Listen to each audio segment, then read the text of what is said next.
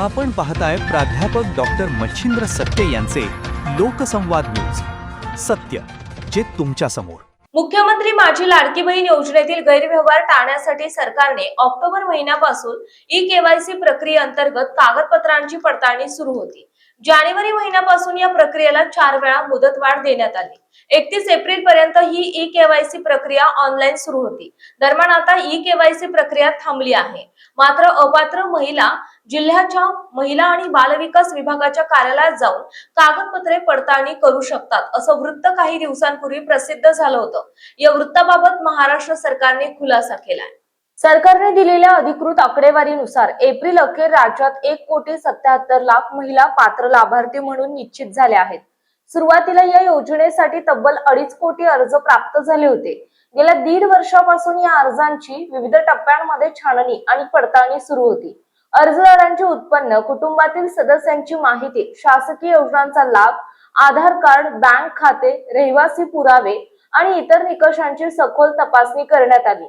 या प्रक्रियेदरम्यान शासनाकडून अनेक वेळा ई-केवायसी आणि कागदपत्र सादरीकरणासाठी मुदतवाढ देण्यात आली होती. तरीही ग्रामीण भागातील इंटरनेट समस्या, तांत्रिक अडचणी, आधार बँक लिंकिंग मधील त्रुटी, मोबाईल क्रमांक बदल, अपूर्ण कागदपत्रे आणि ऑनलाईन प्रणालीतील अडथळ्यांमुळे लाखो महिलांची पडताळणी पूर्ण होऊ शकली नाही. काही महिलांचे अर्ज तांत्रिक कारणांमुळे प्रलंबित राहिले, तर अनेक महिलांना आवश्यक कागदपत्रे अपलोड करण्यात अडचणी आल्या. शासनाने 30 एप्रिल ही अंतिम मुदत जाहीर करून त्यानंतर लाभार्थ्यांची अंतिम यादी निश्चित केली.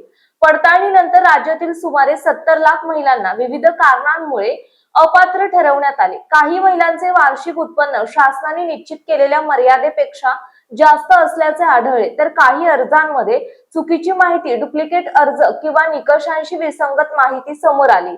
शासनाच्या दृष्टीने ही मोठी छाननी प्रक्रिया मानली जात असल्यामुळे लाभार्थ्यांची खरी संख्या स्पष्ट झाली आहे.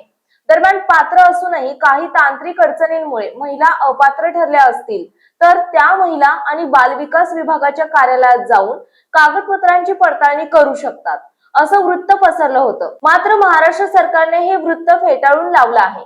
मुख्यमंत्री माझी लाडकी बहीण या योजनेअंतर्गत ई-केवायसी करू न शकलेल्या महिलांना जिल्ह्याच्या महिला आणि बाल विकास कार्यालयात कागदपत्रे सादर करण्याचे निर्देश शासना स्तरावरून देण्यात आलेले नाहीत.